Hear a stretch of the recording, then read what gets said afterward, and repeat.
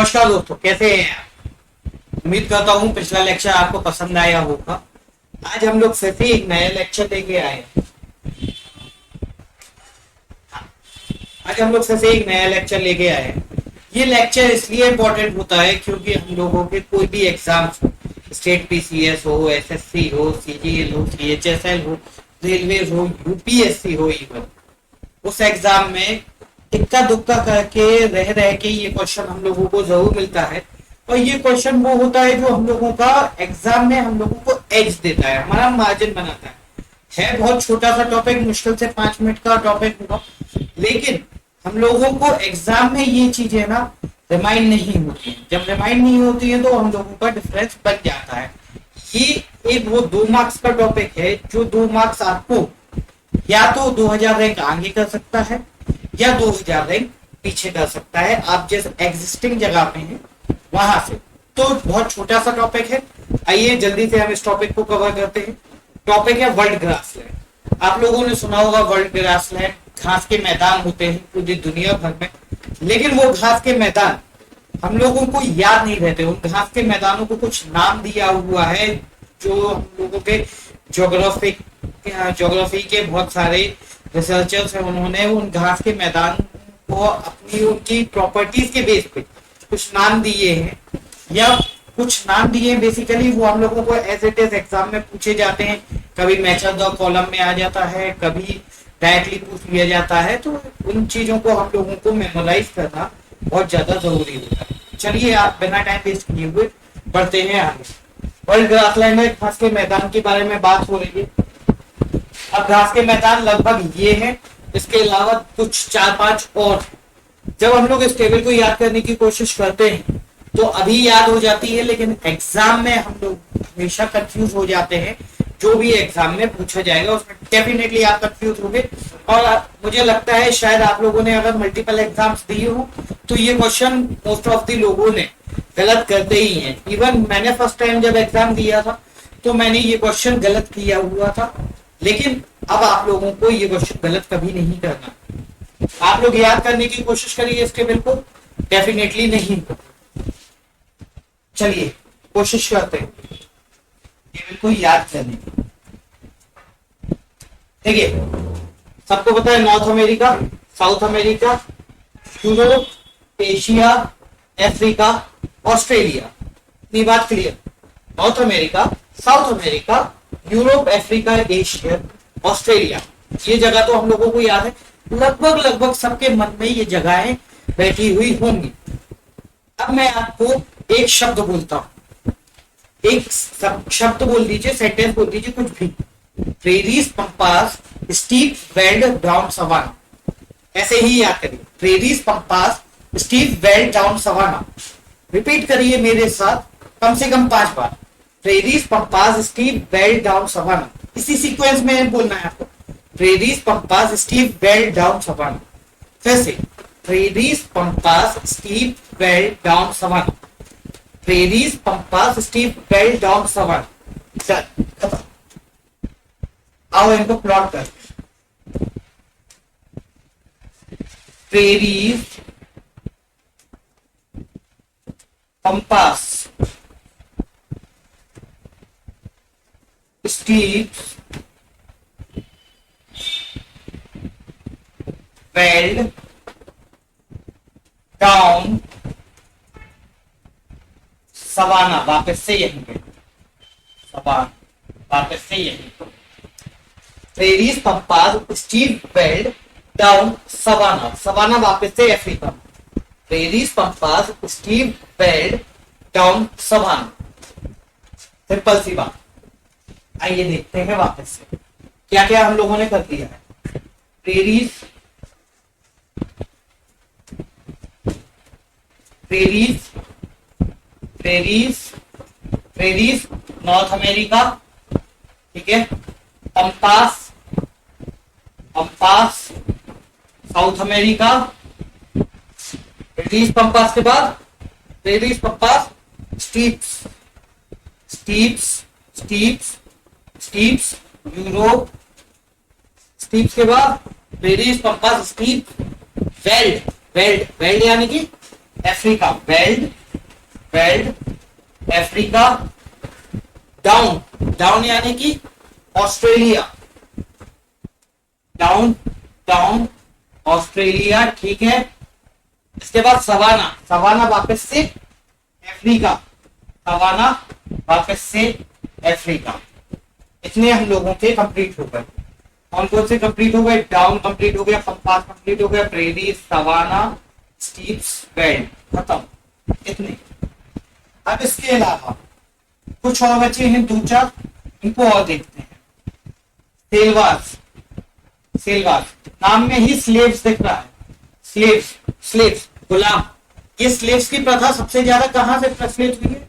South America से। आप लोग जब हिस्ट्री पढ़ेंगे तो आपको पता चलेगा, साउथ अमेरिका से स्लेव्स की प्रथा, वहां के लोगों को बंदी बनाया जाता था, फिर उनसे कुछ काम वाम करवाए जाते थे, इस टाइप। ठीक है। टैगा, टैगा यानी कि बर्फीला एरिया, जहां पे बर्फ बहुत ज्यादा होती है। बर्फ सबसे ज्यादा कहां पे होती है? नॉर्थ, नॉर्थ में देखा, ये जो सबसे ज्यादा नॉर्थ वाला एरिया है, ये नॉर्थ वाला, यहाँ पे बर्फ होती है, यहाँ पे बर्फ होती है। इस एरिया में, ये एरिया कौन सा कहलाएगा? यूरोप का एरिया। यहाँ पे मिलेगा टाइगा, टाइगा यानी कि वेजिटेशन होती है जिसमें बर्फ से लड़ने के लिए पेड़ अपने आप को मॉडिफिकेशन कर देते हैं। जैसे कि डेजर्ट में जो पौधे हैं, पेड़ हैं, उनमें कांटे निकल आते हैं, इसी टाइप से टाइगा वेजिटेशन है, उसके ऊपर एक वैक्स की लेयर चढ़ जाती है जिसकी वजह से पेड़ की पत्तियां खराब नहीं होती। टाइगा यूरोप, ठीक है।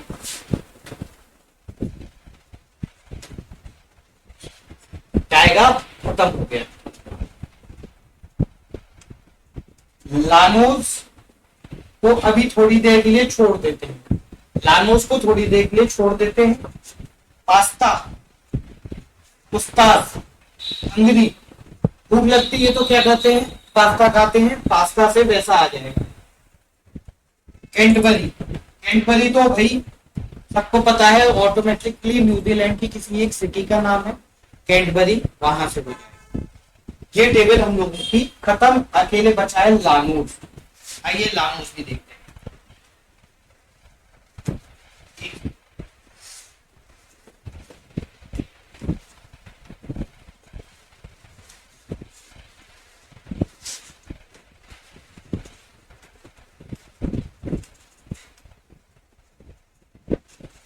ये मैप है साउथ अमेरिका, साउथ अमेरिका का। कौन सा साउथ अमेरिका?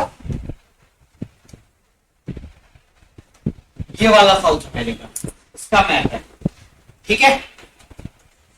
आइए,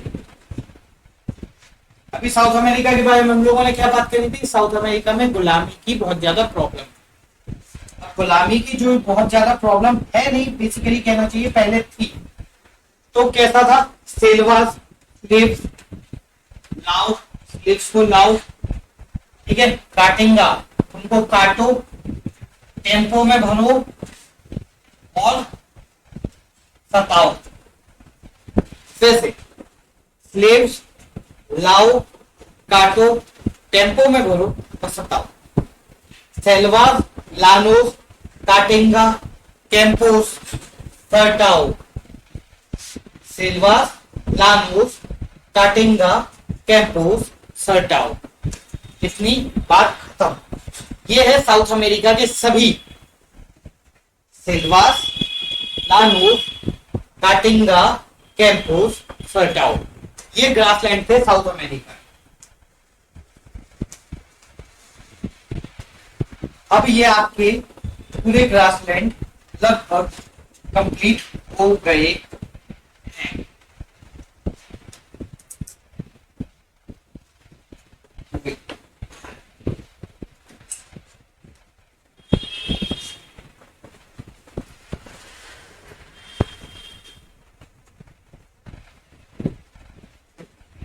काटेंगा, कैंपोस,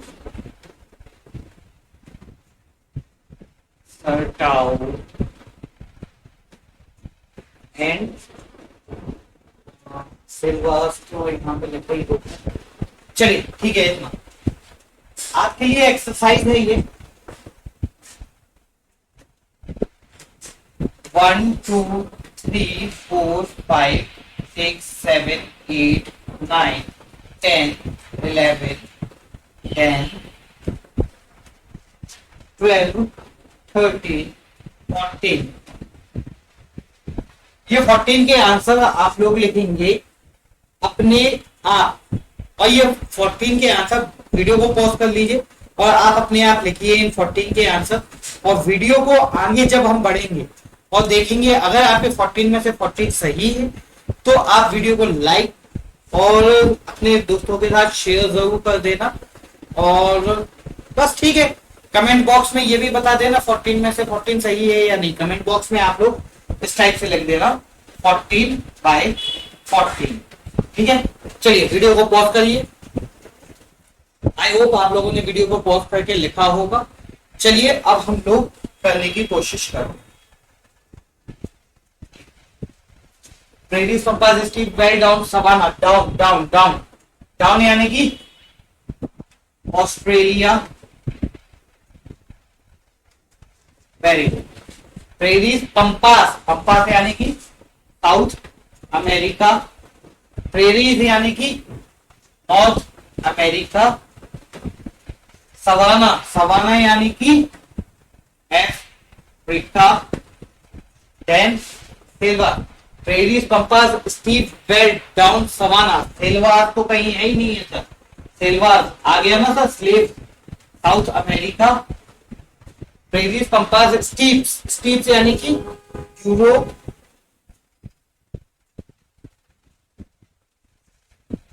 टाइगर, टाइगर यानी कि Europe, very good. Veld, veld कहां पे हुआ, prairies pampas steppe veld, veld यानी कि अफ्रीका, अफ्रीका ठीक है। लानोस, लानोस, लाना किसको था, स्लेव्स को, south America. Pasta, Hungary, Hungary ठीक है। इसके बाद कैडबरी, न्यूजीलैंड, एनजेड न्यूजीलैंड। काटिंगा किसको, स्लेव्स को। देन साउथ अमेरिका, टेम्पो में भरना साउथ अमेरिका, सताना साउथ अमेरिका। और इसकी तरह आपके सभी 14 में से 14 आई होप के हो गए होंगे। अगर ये 14 के 14 हो गए हैं तो डेफिनेटली आपको 2 नंबर का एज जरूर मिलेगा। इस एग्जाम में नहीं तो नेक्स्ट एग्जाम में, नेक्स्ट एग्जाम में नहीं तो उसके नेक्स्ट एग्जाम में, लेकिन डेफिनेट बात है कि आपको इस लेक्चर से 2 नंबर का एज जरूर मिलेगा। और अगर आपको भी लगता है कि हाँ चीजें आपको लिए इजीली हो गई हैं तो अपने दोस्तों से कह के इस चैनल को सब्सक्राइब जरूर करना, लाइक का बटन जरूर दबाना। Thank you very much.